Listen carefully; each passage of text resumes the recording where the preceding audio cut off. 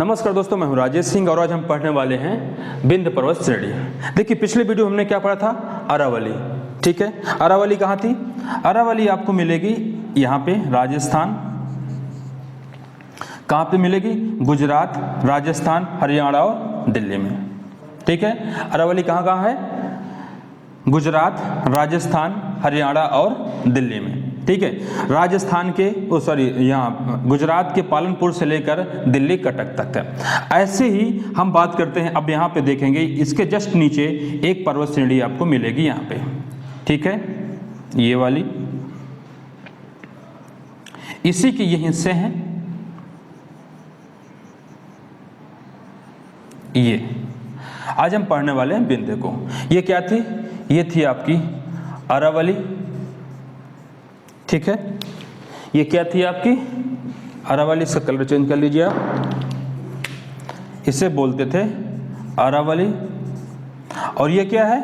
ये आपकी है विंध्य। ठीक है, ये आपकी है विंध्य।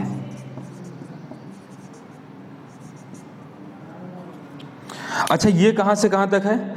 ये भी आपके गुजरात से लेकर बिहार तक है।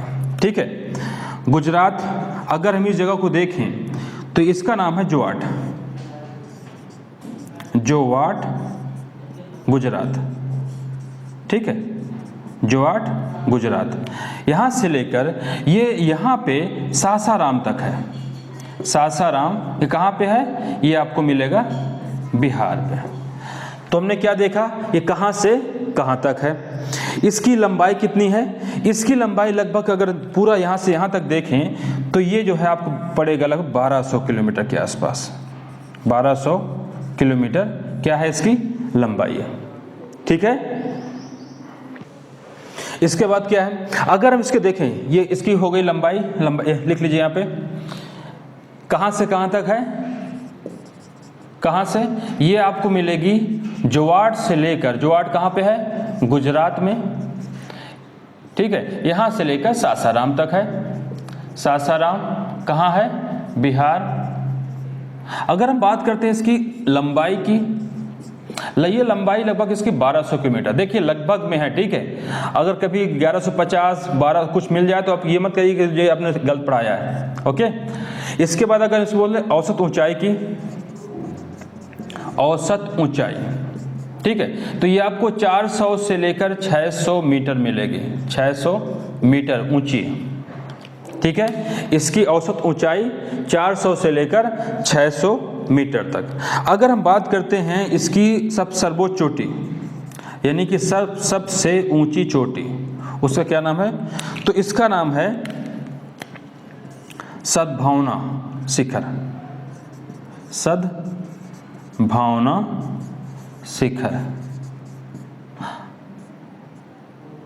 अच्छा, इसका क्या नाम था? इसका नाम था अरावली की जो सबसे ऊंची चोटी थी, उसका क्या नाम था? गुरु शिखर। इसका सद्भावना शिखर। इसको इंग्लिश में बोलते हैं गुडविल पीक। ठीक है, अब एक बार इसमें और देख लीजिए। अगर हम बात करते हैं इस पर्वत श्रेणियों के बारे में, तो देखिए जो ये वाला हिस्सा है, इसे बोलते हैं हम विंध्य। अब इसके बाद इसी का एक्सटेंशन, ये 4 पहाड़ियां आपको मिलेंगी। ये देखिए अंगुली की तरह दिखेगा। ये कैसे दिखेगा? ये आपको दिखेगा कुछ ऐसे। ठीक है, तो ये आपको, लेकिन यहाँ पे ये थोड़ा सा जुड़ा नहीं है, ये ऐसे अलग अलग है। तो इसको देख लीजिए, ये इसे क्या नाम? विंध्य। अगर हम बात करें इसको, तो ये है आपकी पन्ना पहाड़ी। इसके बाद ये वाले को बोलते हैं कैमूर। इसके बाद इसको बोलते हैं पारसनाथ। ठीक है, और इसको बोलते हैं सोनपरा। ठीक है, ये ऊपर वाली क्या है? पन्ना, उसके नीचे वाली कैमूर, इसके बाद पारसनाथ और उसके बाद सोनपर। देखिए अभी जब हम पढ़ेंगे पठार, ठीक है, इसके बाद हम क्या पढ़ने वाले हैं, पठार। उससे पहले आपको पता होना चाहिए कि कौन कौन सी पर्वत श्रेणी है, क्योंकि जो इनके बीच पठार होगा तो आपको पता रहेगा कि उसके आसपास कौन कौन सी पर्वत श्रेणियां हैं। जैसा कि आप इसमें देखिए, यहाँ भी आपको मिलेगा पूरा मालवा का पठार, ठीक है, ये पूरा मालवा का पठार, यहाँ पे आपको मिलेगा मेवाड़ का पठार, यहाँ पे मिलेगा बुंदेलखंड का पठार, यहाँ पे मिलेगा बिंद का पठार, यहाँ पे आपको मिलेगा भंडेर का पठार, पन्ना का पठार, बघेल का पठार और छोटा नागपुर, ये सब कुछ आपको यही कुछ मिलेगा, ठीक है। तो उससे पहले आपको पता होना चाहिए कि भाई कौन कौन सी पर्वत श्रेणियां।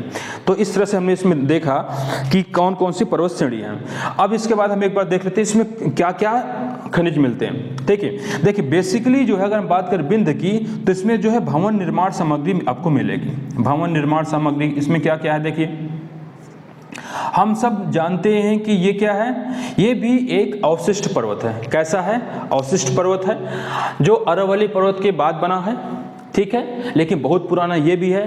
तो यहाँ पर भी आपको क्या मिलेगा, अगर अरावली पे आपको संगमरमर मिल रहा है तो यहाँ पर भी आपको मिलेगा। क्यों, क्योंकि ये भी बहुत पुराना है। यहाँ पर भी अवसादी चट्टानों के रूप में कभी जो है लाइमस्टोन रहा होगा, उसके बाद वो किस में कन्वर्ट होगा, वो कन्वर्ट होगा संगमरमर पे। अच्छा, किस टाइप का पर्वत है ये आपको पता होना चाहिए। ये भी आपका वलित पर्वत है, ठीक है, ये कैसा है, वलित पर्वत है। तो ये आपका वलित पर्वत है, ये वलित पर्वत है, इधर ये भी आपको वलित पर्वत है जो पूर्वी घाट है। लेकिन एक ये पर्वत है, ये पश्चिमी घाट, ये वलित पर्वत नहीं है, ठीक है। अच्छा, यहाँ पे क्या क्या मिलता है वो देख लीजिए। यहाँ पे आपको मिलेगा चूना पत्थर, चूना पत्थर, इसके बाद आपको मिलेगा बलुआ पत्थर, ठीक है, ये सब कैसी चट्टानें हैं, अवसादी। इसके बाद आपको मिलेगा यहाँ पे संगमरमर, ये कैसी है, कायांतरित संगमरमर, ठीक है। तो ये चीजें आपको यहाँ पे मिलेंगी, किस पे, विंध्य पर्वत पे। क्लियर है। तो ये इसमें कुछ और खास बातें नहीं हैं, ठीक है। तो अभी हम इसको ख़त्म करते हैं यहीं पे। ये छोटा सा वीडियो है, इसको आप देख लीजिएगा, क्योंकि देखिए ज़रूरी था, जब मैं आपको पठार पढ़ाऊँ उससे पहले जो है ये जानना जरूरी था, इसलिए मैं इसको बीच में एक क्लास इसकी ले ली।